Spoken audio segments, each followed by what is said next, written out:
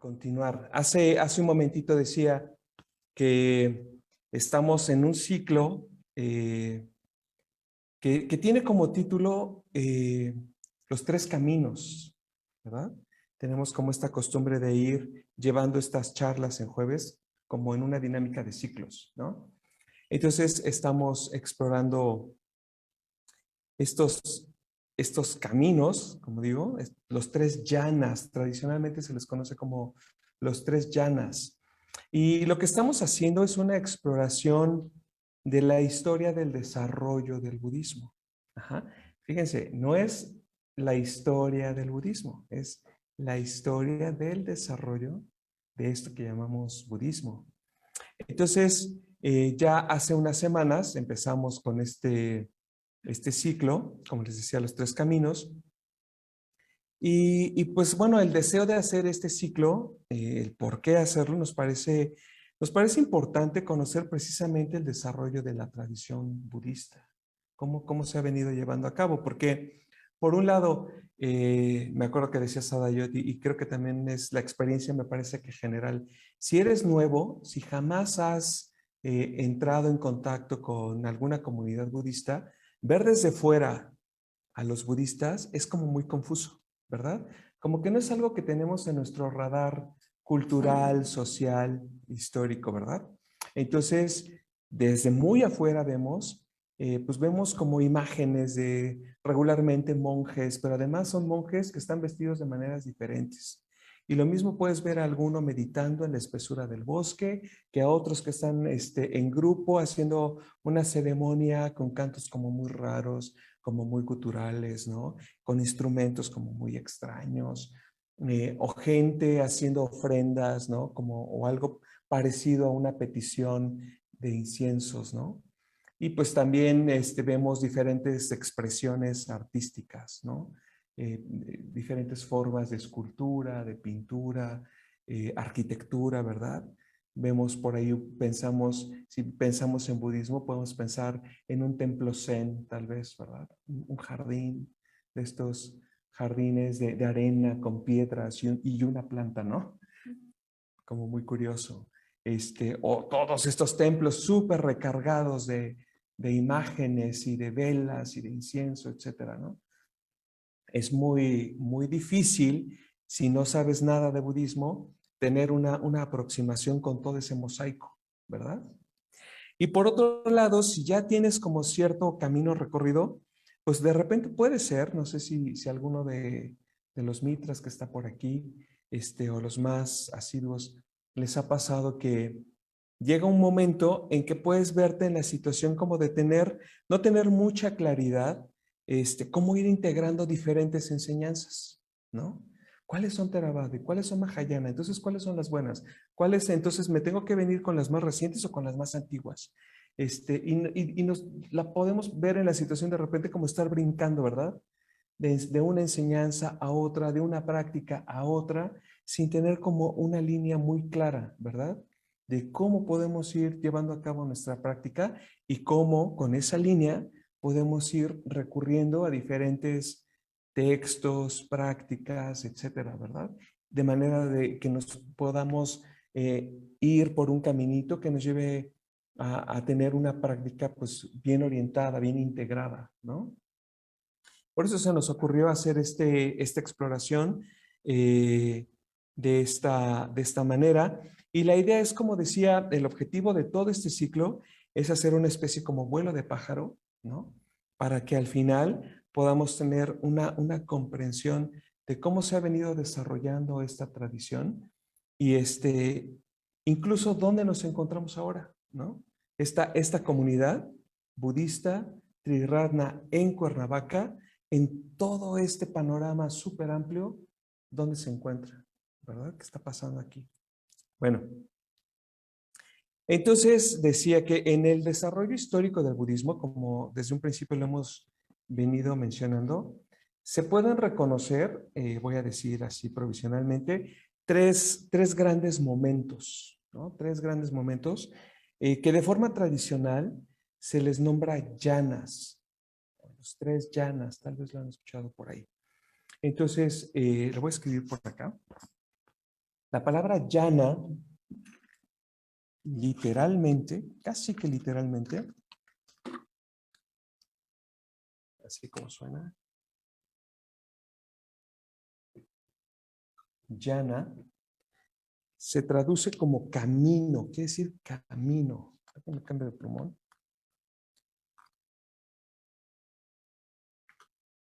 Camino. Algunas otras traducciones también traducen la palabra jhana como vehículo. Vehículo. De hecho, llega a ser como la traducción más, digamos, popular, que podemos encontrar como más común, pero la más cercana, la más acertada, podemos decir, es camino. Traducir jhana como camino. Entonces, estas tres jhanas, estos tres momentos, como digo ahorita por el momento, se pueden abordar de diferentes maneras, ¿no? En su conjunto puedes verlo simplemente como tres formas de práctica, ¿no? Tres formas diferentes de practicar el budismo. También, como decía, puedes considerarlos como tres momentos históricos, ¿no? Como tres fases históricas. Eh, También puedes pensar en ellas como tres actitudes o énfasis particulares en la vida espiritual. Ujú. O una que a mí me gusta un poco más, es como tres fases en el desarrollo histórico de la tradición budista. Eh, Dependiendo tu interés, puedes enfocarte en alguna de ellas. Cualquiera de estas formas de aproximarte a estos tres llanas es correcta, pero al mismo tiempo todas, ¿no? Si vas como teniendo la disposición, la apertura de ver más allá de que acontecimientos, como voy a decir ahorita, pues vas a tener una panorámica muy amplia. Entonces, algo que a mí me parece muy importante mencionar cuando se hace esta exploración, eh, es darnos cuenta que en el desarrollo del budismo, de esta palabra, por eso me gusta, eh, sí podemos encontrar acontecimientos históricos concretos, puntuales, ¿no? Eh, por ejemplo, como cuando revisas la historia de un país, ¿no? Vas recorriendo en una línea de tiempo y hay momentos que van marcando, ¿verdad? Hay sucesos que marcan la historia de ese país, ¿no? Y de esa manera, conforme tú vas haciendo ese recorrido histórico de acontecimientos, pues vas desarrollando una comprensión de la situación actual de ese país, ¿verdad? Podemos pensar en el mismo México o en cualquier lugar, o la historia de algún pueblo que te interese, ¿no? Entonces, puedes ir entendiendo entonces por qué en ese lugar viven como viven, ¿no? ¿Por qué mantienen ciertas costumbres? ¿Por qué en algún momento algunas costumbres desaparecieron? ¿Por qué entonces ese país puede tener el modelo económico, el sistema político que tiene, etcétera, ¿verdad? Eso puedes como irlo notando. En el caso del budismo, como decía, aunque sí encontramos acontecimientos así importantes que van marcándose en una línea de tiempo, puede ser como el nacimiento y muerte del mismo Buda, lo puedes considerar así, ¿no? La celebración de diferentes concilios, ¿verdad?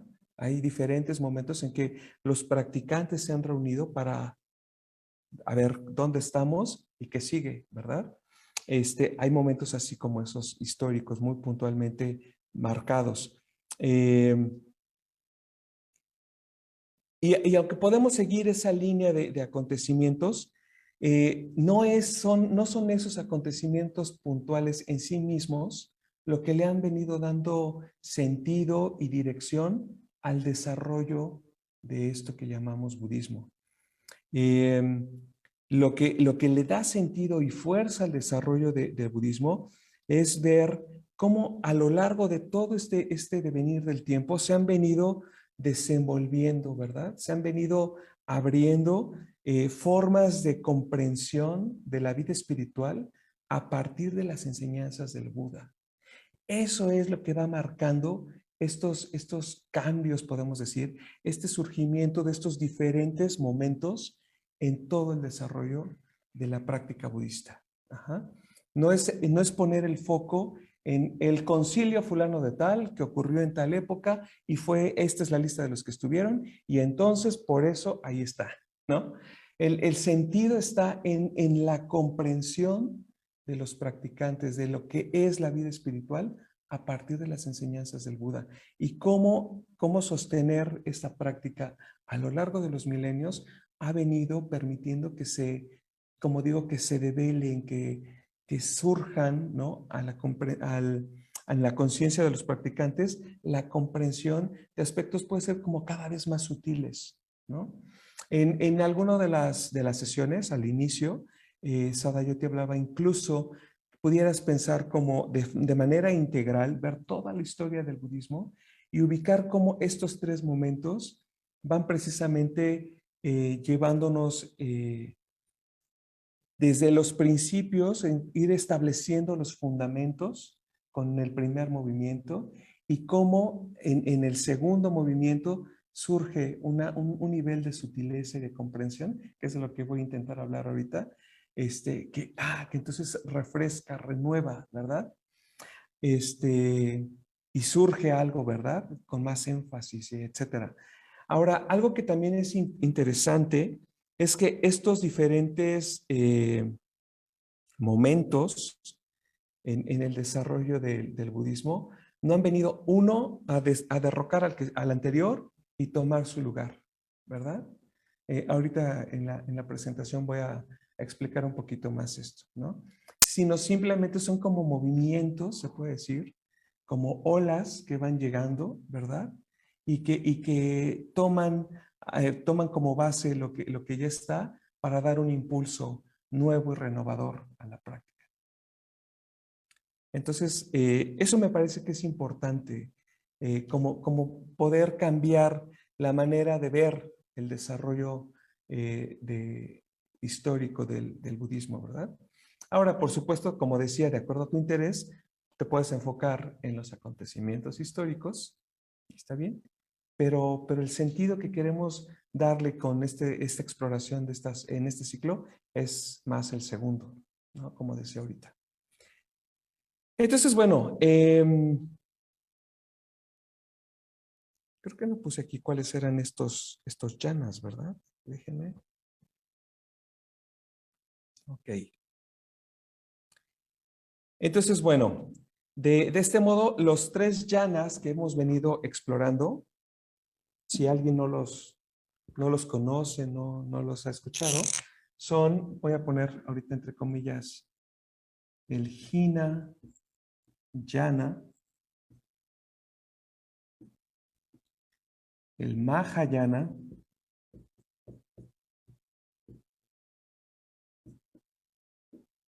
y el Vajrayana.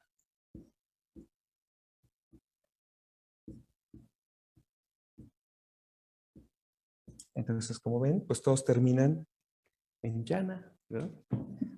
Son los tres yanas. Entonces,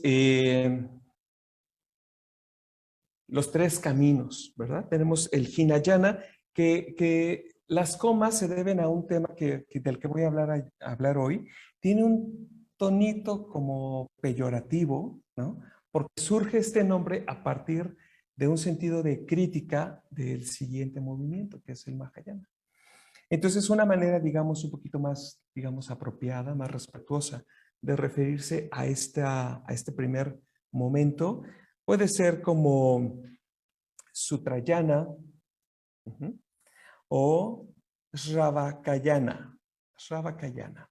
Sutrayana porque es el momento en el que se genera todo este cúmulo de escrituras contenidos en el canon Pali que llamamos Sutta. Entonces, ¿es Sutayana o Sutrayana? Más bien Sutayana. Dije mal, Sutayana. O Shravakayana, Shravaka quiere decir discípulo, ¿verdad? Entonces es como el grupo de los primeros discípulos, ¿verdad? Del Buda. Y es como que el momento más antiguo, ¿no? Otra manera de referirse al Mahayana es el Bodhisattvayana. Bodhisattvayana, ¿no? También podemos encontrarlo en la literatura con ese título, ¿no?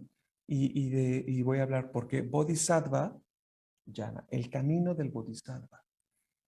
De otra forma también traducir Mahayana, Maha, la palabra Maha es como grande o gran, grande en tamaño y grande, de grandeza puede ser también. Entonces también se pueden traducir como el gran camino, ¿no?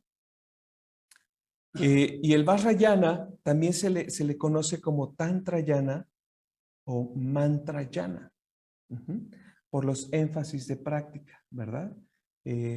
Mantrayana, ¿a qué les suena, por ejemplo? A los mantras, ¿verdad? A los mantras. Y Tantrayana, pues al Tantra, ¿verdad? A las prácticas tántricas, ¿no? En su momento vamos a hablar de ellas. Entonces, bueno, para tener una idea un poquito así como breve de la temporalidad, porque sí, finalmente sí ayuda, imagínense una línea de tiempo que tiene más o menos algo así, como, pues digamos unos 2600 años, ¿no? Entonces, podemos imaginarnos el tiempo en su forma lineal, ¿verdad? Entonces, pues todo esto empieza, si marcas el año cero, ¿verdad? De la era común y antes de la era común, ¿verdad? Por ahí del año 500 o para atrás, ¿no? Por acá.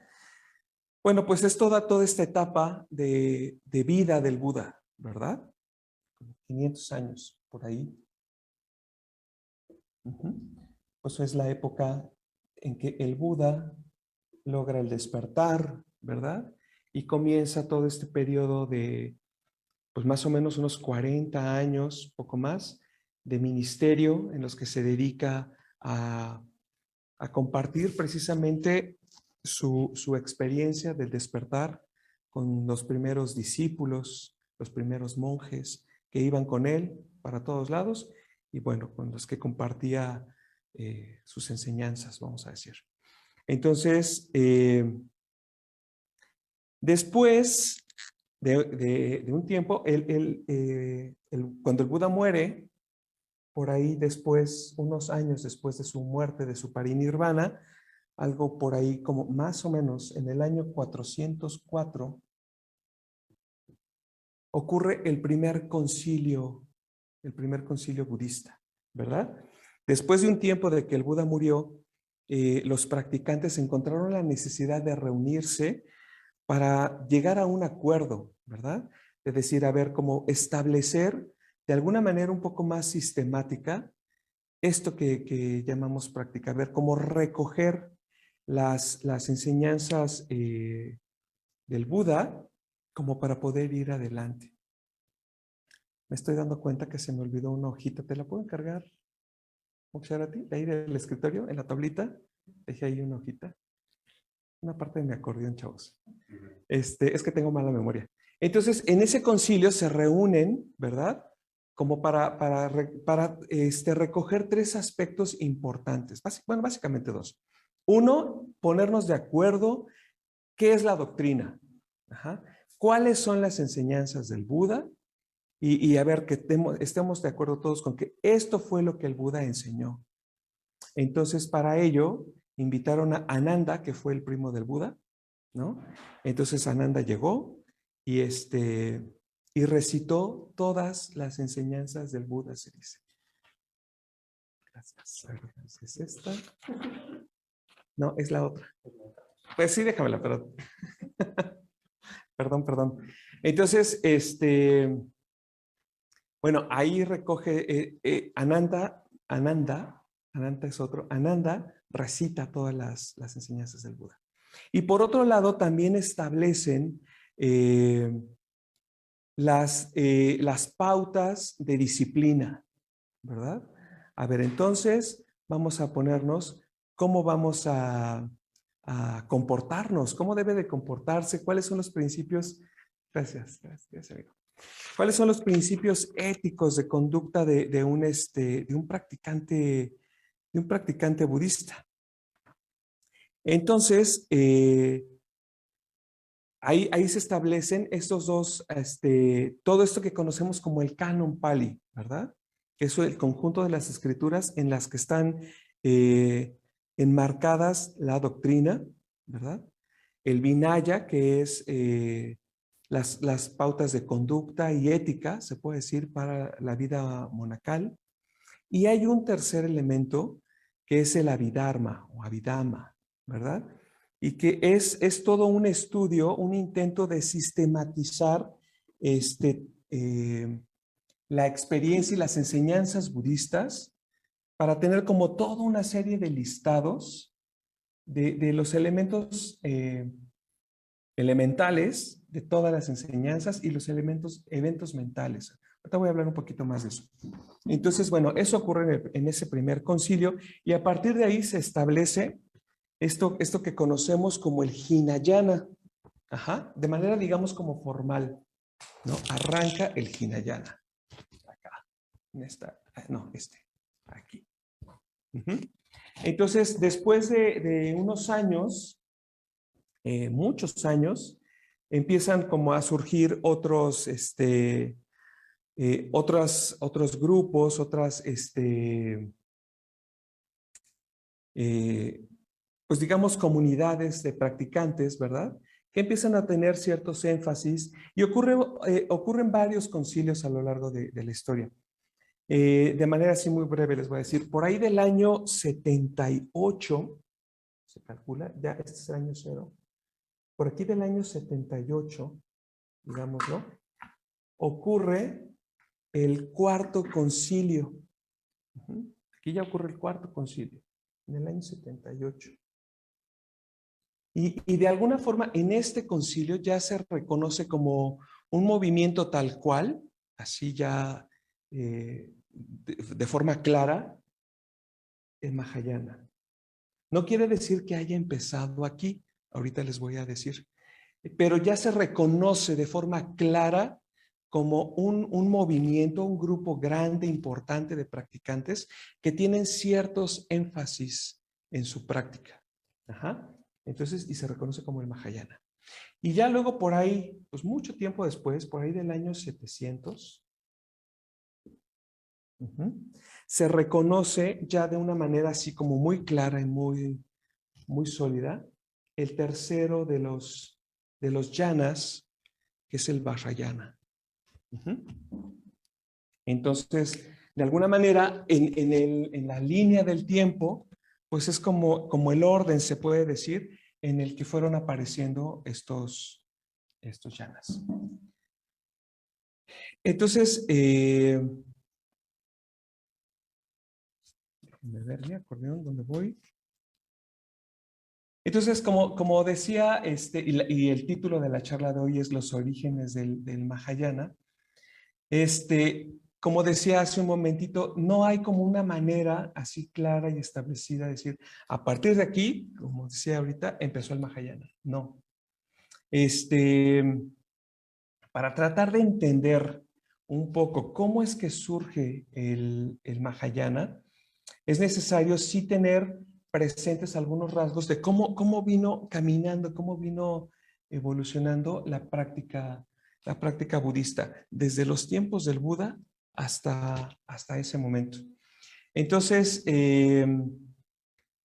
como decía, antes de que ocurriera este primer concilio en el tiempo del Buda, pues hay un primer momento que se conoce como el budismo temprano, también se le conoce como el budismo presectario, ¿verdad? Ese era fue un momento en que los que estaban ahí, toda la comunidad de practicantes, practicaron con el Buda mismo, ¿verdad? Entonces todos tenían como muy fresco el recuerdo del Buda, muy claro cómo se comportaba el Buda y observaban tener un comportamiento igual, similar, ¿verdad? Empezaron obviamente tal vez a surgir algunas diferencias de opinión, ¿verdad? En cuanto a la doctrina, en cuanto a la disciplina de vida, y por eso hubo la necesidad del primer concilio. Entonces, como decía, pues se compila todo lo que conocemos como el canon Pali, ¿verdad? Todo este conjunto de escrituras que tienen como la certeza de ser el compendio más amplio y más antiguo de las enseñanzas budistas. Hay otros cánones, ¿verdad? Por ahí hay un canon chino, hay cánones tibetanos, japoneses, etcétera. Pero el que es más antiguo y que tiene la mayor cantidad de enseñanzas recopiladas es el canon Pali. Entonces, el Hinayana o Sutayana, ajá, pues es como, digamos, como el dueño, se puede decir, el que formó, el que integró el canon Pali.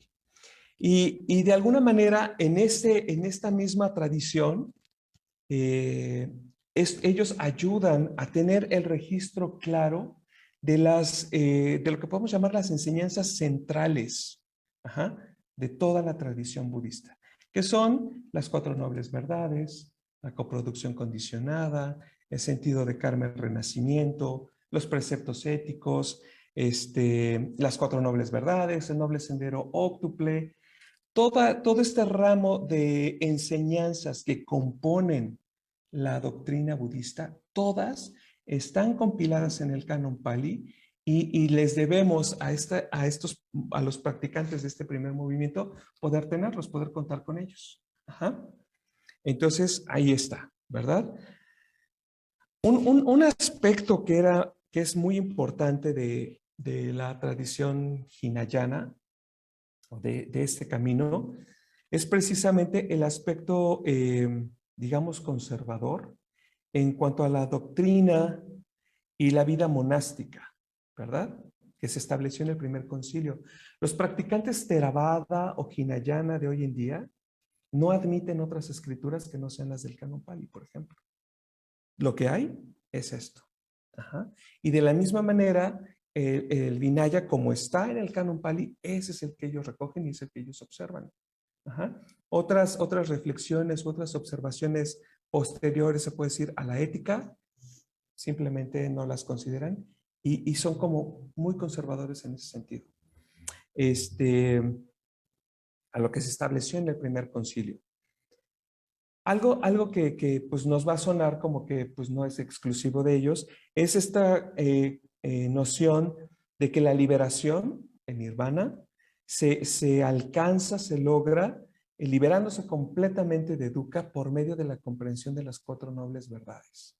Como que tomando eso como base, ahí, escuchando, comprendiendo, entendiendo las cuatro nobles verdades, con el noble sendero óctuple, ¿no? Como parte de la enseñanza, con eso se logra el despertar, la liberación completa, ¿verdad? Esta noción de que una vez que se vence, que cesa el deseo, entonces se puede lograr el nirvana, el despertar. Es parte de las nociones de la tradición hinayana, el hecho de que una persona que alcanza el nirvana por medio de las enseñanzas del Buda se le llama arahant, ¿verdad? Entonces podemos escuchar que una forma de identificar este énfasis de práctica es como el camino del arahant, o que buscan el ideal del arahant. La palabra arahant quiere decir noble. Uh-huh. Y se reconoce que la persona que alcanza el despertar siguiendo las enseñanzas del Buda, que llega a ser un arahant, tiene el mismo despertar, el mismo logro espiritual que el Buda. En ese contexto se le da un mérito mayor al Buda, porque el Buda despertó solito. A él nadie le enseñó. A los arahants sí. Ajá. ¿Cómo sabes cuando llegas al nivel de arahant? Esa es la pregunta de los 64,000. Pues precisamente con el cese del deseo, ¿no? Es la pauta que ellos tienen. Cuando tú notas en tu experiencia que el deseo por lo placentero, el deseo por cualquier forma, cualquier expresión de deseo, de avidez, cuando cesa, pero de cesa, ese es el momento de acuerdo con esta perspectiva, ¿verdad? Con el enfoque. Ajá. Esto que estás diciendo del deseo también tiene que ver con cesar el deseo para llegar a la iluminación, sino que más que en tu práctica, o sea, el cambio que haces en tu vida, todo ese proceso, no tienes que enfocarte en decir quiero llegar a la iluminación, quiero llegar a esta conciencia, de tu práctica el mismo proceso que vaya cambiando, Ujú. porque si no se vuelve a caer como en el mismo círculo. Claro, porque hay un deseo de, ¿verdad? Exactamente, de alcanzar. El deseo de alcanzar, exacto. Sí, la aspiración está informada porque las prácticas y las enseñanzas apuntan precisamente a ir llevando a cabo esa transformación. Ajá. Incluso no desear el despertar, ¿no? Pero ocurre, ¿no? Entonces, aquí es muy interesante porque precisamente empezó a surgir entre estos practicantes de este periodo esta noción de que entonces alguien que lograba el nirvana, el despertar, no podía volver a tener vida familiar, ¿verdad? Porque, pues bueno, muy probablemente en las dinámicas familiares puede surgir nuevamente el deseo. Entonces, priorizan y llegaron a tener como la noción de que únicamente en la vida monástica era el contexto para llevar a cabo el despertar. Y de hecho consideran como sangha a la comunidad de monjes, no a los laicos. Ajá. La forma de practicar de los laicos es ganar méritos apoyando la práctica de los monjes. Apoyándolos como, pues, dándoles dónde estar, dándoles qué comer, ¿no? Todo lo que pueda favorecer, propiciar su práctica. La noción es de que de esa manera ellos consiguen méritos para que en su renacer puedan renacer como monjes y tener la oportunidad del despertar. Pero eso es hasta la fecha. Sí, Lo mantienen. sí, sí, eso es hasta la fecha. Hasta los Theravadas actuales, ajá, que es la única escuela que sobrevive de este movimiento, la escuela Theravadin o Theravada, ajá, que quiere decir los ancianos. Ok, entonces, una noción que también se observa, que es muy importante, pongan atención en estas últimas que voy a mencionar, es que un Arahant ya no retrocede. Ajá. Que un Arahant, un monje que logra el despertar, ya no tiene retrocesos. Ajá. Ya no vence, ya no se ve vencido por las aflicciones provocadas por la aversión, por el deseo, por la ignorancia. Porque ya rompió precisamente esas ataduras y vive despierto. Esto que decía de cómo acotar, ¿verdad? Los contextos en los que es posible únicamente el despertar, como la vida monástica. Y otra noción característico de esta etapa es que el despertar es súbito, ¿verdad? No hay un despertar gradual, ¿verdad? Ni tampoco como un proceso de despertar o un camino hacia la iluminación. Aquí la noción es de que el despertar es súbito, ¿no? Una imagen precisamente muy clara es la de Ananda, ¿no? Que a Ananda lo invitan, bueno, sabe que va a ocurrir este concilio, pero al concilio están invitados únicamente los arahants, los discípulos que ya lograron el despertar. Son algo así como 500. Entonces Ananda está con la preocupación porque él no se había iluminado todavía, ¿no? Murió el Buda, él no se iluminó y andaba ahí con ese estrés, que qué barbaridad, es que yo quiero ir al concilio, pero ¿cómo si no estoy iluminado? Y se dice que una noche antes de que empezara el concilio, ya cuando dijo, ¿saben qué? Ya, me rindo, se acabó, soltó. Y al soltar, viene el despertar. Precisamente esa noción del deseo, ¿verdad? Cesó, desapareció, tal vez era lo único que deseaba Ananda, el despertar. Soltó y ocurrió el despertar, ¿no? Ahora, en el Canon Pali hay diferentes escenas en las que eso ocurre, ¿no? Que diferentes personajes se cruzan con el Buda y tienen esa experiencia súbita del despertar. Simplemente al escuchar una enseñanza, simplemente al mostrarles una flor, etcétera, ¿no? Entonces, hay esa noción en el Canon Pali. Entonces, bueno, esa es como la base, ¿verdad? Ahora, viene el Mahayana, como decía hace un rato, no empieza de cero. Ajá. precisamente todo esto que ya había surgido previamente es la base a partir de la cual surge una nueva etapa, una nueva fase, un nuevo momento. Las razones muy concretas que dieron origen al Mahayana no son del todo claras. Hay diferentes formas de explicar cómo surgió el Mahayana. Básicamente, de manera así como muy general, me parece que hay dos, ¿no? Que voy así como a hacer un intento en 5 minutos, porque ya vamos a terminar, de decir cuáles son. El primero, hay un sentido de crítica. Muchos historiadores, muchos estudiosos comentan que hay un sentido de mirar, ¿verdad? Como de hacer una revisión, una reflexión de en qué momento estamos, como por acá.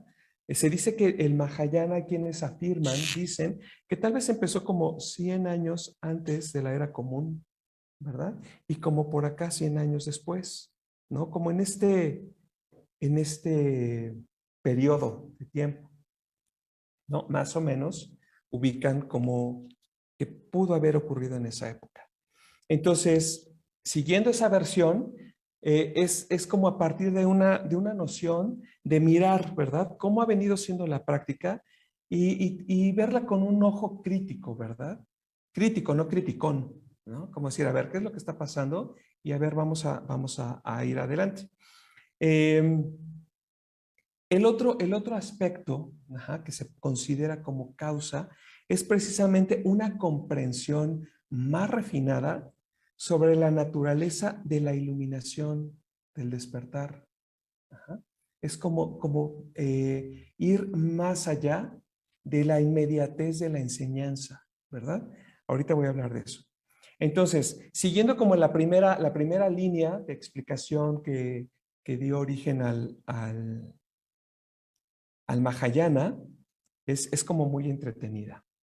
Entonces, fíjense, por ahí del año 334 se lleva a cabo el segundo concilio budista, en Vesali. Entonces, en ese concilio es muy importante porque ahí ocurre el primer cisma, se llama, como la primera división en facciones de toda la sangha. Y surgen dos grandes grupos, se puede decir, que son los que se dividen en ese segundo concilio. Voy a borrar esta parte. Que es, digamos, la facción de los Staviras.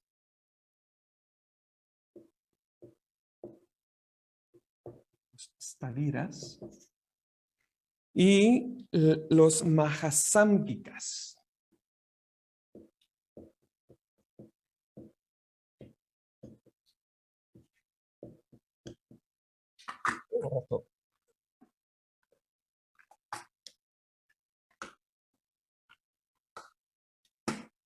Los Mahasámgikas.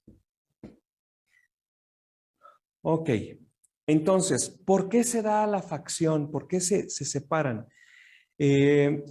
Por curioso que a mí me parece como muy curioso decirlo, los Staviras en ese momento eran como, digamos, tenían un impulso renovador.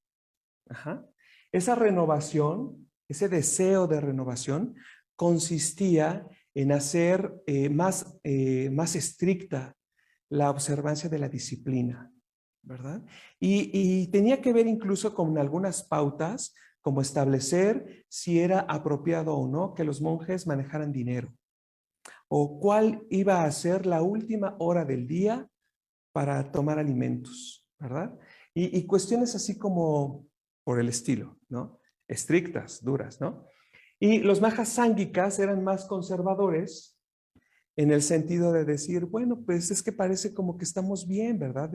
Las pautas que hemos establecido funcionan, está bien. Esta era la facción, los Mahasámgikas, era la facción más amplia, más numerosa. De hecho, ahí la palabra Mahasámgika quiere decir la gran sangha, ¿no? La grande, eran la mayoría. Y estos eran el grupo más reducido. Ajá, los estaviras. Entonces, bueno, por estas diferencias, en ese concilio deciden cómo separarse. Ujú. Y pues bueno, continuar con los énfasis de observancia de la disciplina, cada facción de acuerdo a su punto de vista. Fíjense, aquí no hubo diferencias por la comprensión de la doctrina. Ujú. Los aspectos doctrinales seguían siendo los claros y los mismos, centrales, importantes. Entonces, el tema era la disciplina. Ahora, en estas dos facciones empezaron a surgir diferentes escuelas, vamos a decir así, diferentes comunidades, que se fueron agrupando y llevando a cabo el desarrollo de su práctica con las pautas que establecieron en ese concilio. Entonces, ahora, de los staviras surge muchas escuelas, se llega, parece que como algo así como 16, 18 escuelas diferentes surgieron. Y una de ellas es la escuela Sarvastivada. Ajá.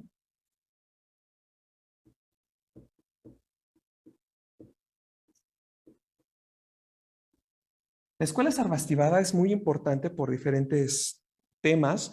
Uno de ellos es porque es la escuela que viene como a completar y desarrollar el Abhidharma. Ajá.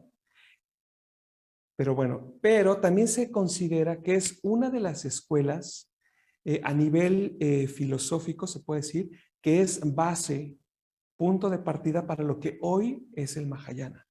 Entonces les voy a decir por qué. Dentro de las escuelas que surgieron dentro de la comunidad Mahasángika, surge una, o bueno, pues de una vez les puedo comentar. La noción, dentro de toda esta rigidez en cuanto a la práctica, la disciplina que establecen los staviras, significa lo mismo que ay, se me fue el nombre. Digo, Sarvastivada y stavira significa lo mismo, me parece que no es cierto. Staviras es Theravada, antiguo. Igual que, ya me hice bolas, ¿verdad? Theravada es una escuela stavira, que significa lo mismo que staviras, que es ancianos. Theravada y staviras significan lo mismo. La escuela Theravada es la única que sobrevive de todo este movimiento. Eso era lo que yo quería decir. Lo que Kemarati quiso decir fue. Bueno, entonces, ahora, la escuela Sarvastivada, como aplicando este ojo crítico en cuanto a la noción de los arahant, de qué es un arahant, coincide con los mahasámgicas en qué. En que ellos consideran que los arahant no son infalibles, ¿verdad? Y que sí hay una posibilidad de regreso. Coinciden en ese aspecto, ¿verdad? Y empatizan más con los mahasángicas en la noción de tener un camino de desarrollo y progreso espiritual que lleve al despertar. O sea, aquí en esta comunidad surge esta noción de que el despertar sí es un proceso gradual. Ajá. Sí hay un proceso que se va desenvolviendo hasta derivar en el despertar. Ajá. Entonces coinciden en esa noción. Dentro de la comunidad de los Mahasángicas surge una escuela que es la Lokottaravada. Un nombre sote muy largo.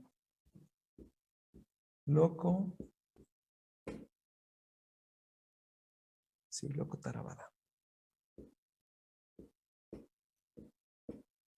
Que dentro de la comunidad Mahasángika es precisamente la que desarrolla de una manera más clara esta noción del aspecto supramundano y trascendental de las enseñanzas. De hecho, eso quiere decir Lokottaravada, ¿no? El nombre apunta precisamente en esa dirección, de la comunidad de los que atienden lo trascendente en las enseñanzas del Buda. Entonces, eso por un lado, ¿no? Por un lado está entonces que va surgiendo por ahí una semillita que cuestiona, que se atreve a ver con ojo crítico cómo se había venido desenvolviendo la tradición. esta posibilidad de ver más allá de las enseñanzas. Y hay un elemento que es muy importante. Dentro de esta crítica empieza a surgir, al darse cuenta que tanto la disciplina como la doctrina se habían como solidificado, ¿verdad? Y de manera más clara en el Abhidharma. El Abhidharma es un esfuerzo, un intento por sintetizar, por esquematizar, simplificar las enseñanzas del Buda, quitando la narrativa. Ajá. Y al quitar la narrativa, hay elementos que pierde la comunicación de la enseñanza. No solamente eso, sino que con el paso del tiempo, todos estos elementos que se van enlistando en el Abhidharma se llegan a considerar como fijos incluso. Hace rato hablaba yo con Moksharati de que en la escuela Sarvastivada desarrolló una enseñanza que se conoce como la de los 3 tiempos, que llega a decir que los dhammas, estos elementos básicos de los elementos mentales o de la experiencia, están presentes tanto en el pasado como en el presente como en el futuro. Entonces, en una primera lectura da la impresión de que son fijos y entonces contradice la enseñanza del Buda. Desde la coproducción condicionada, que indica que no hay nada fijo, no hay ningún fenómeno fijo, ¿verdad? Entonces, bueno, eso está ahí en el panorama. Ahora, por otro lado, está esta consideración que se piensa incluso que tal vez desde los tiempos del Buda hay quienes ponen atención no únicamente en el contenido de la enseñanza, sino en la forma, y que pueden ver más allá de la palabra concreta, ¿verdad?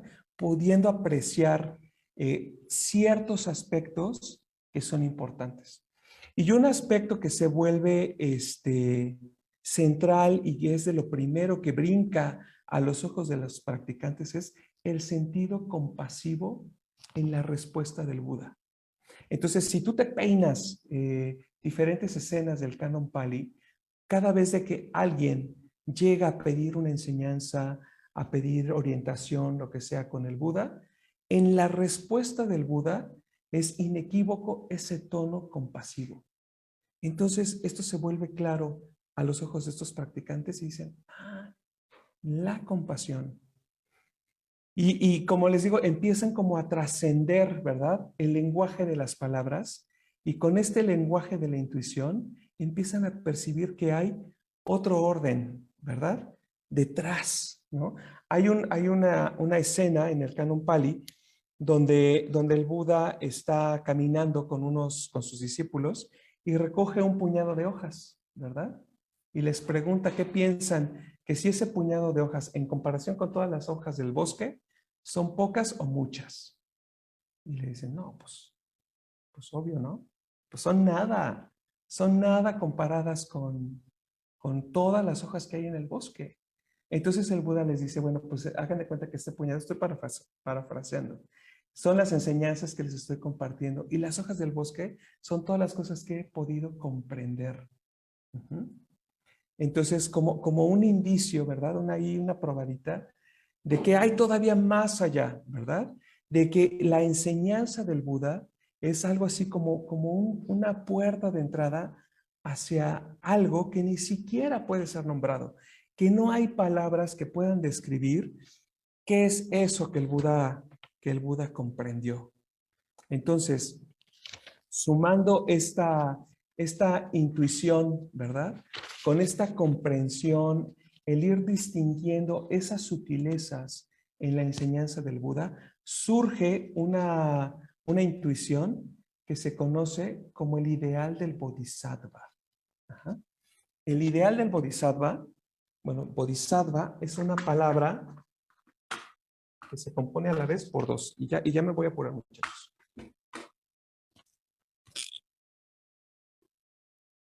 Que es Bodhisattva.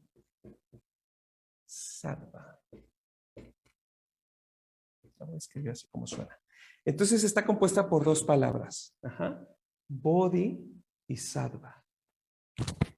La palabra Bodhi se usa para referirse al conocimiento, al despertar, a la iluminación, a la comprensión, pero en un sentido ordinario.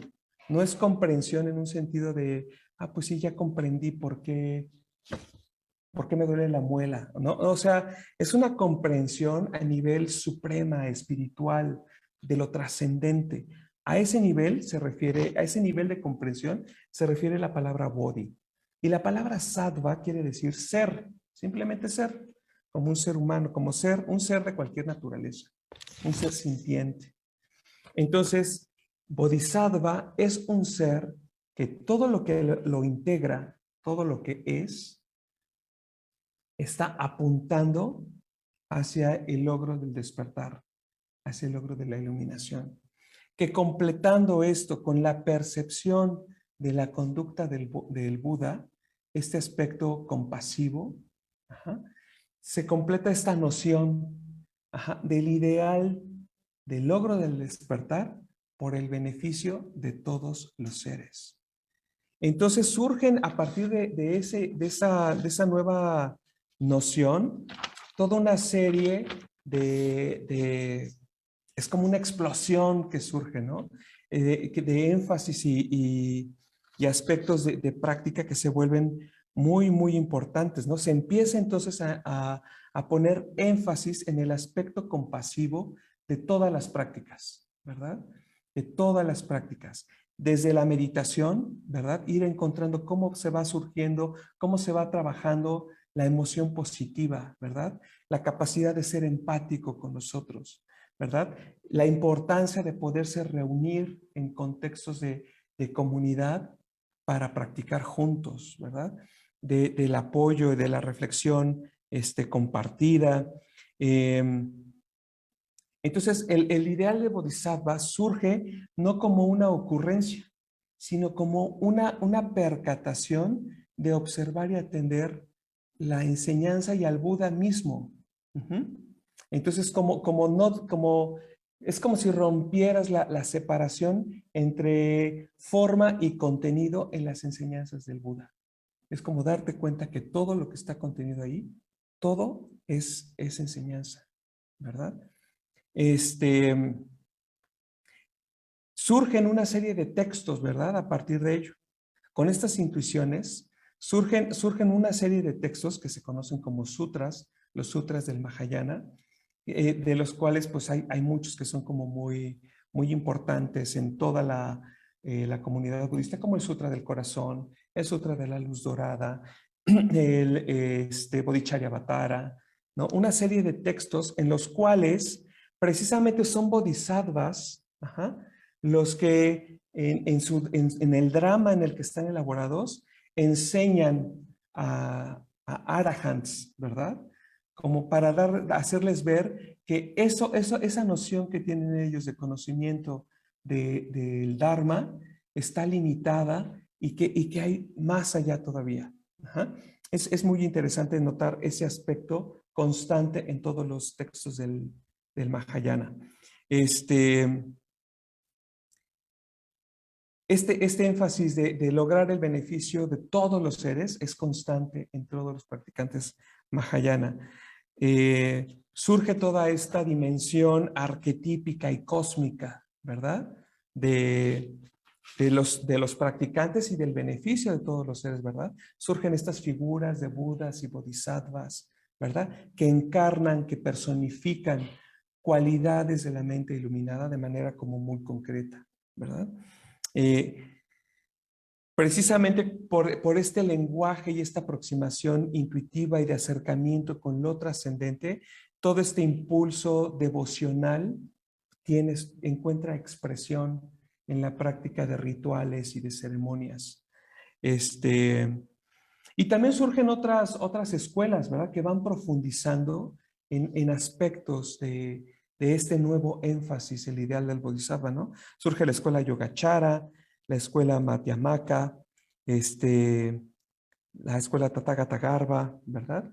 Y todo este nuevo impulso de práctica en Mahayana se extiende de la misma manera por todo el Oriente, principalmente en China, en Tibet, Japón, Corea, el Lejano Oriente, ¿verdad?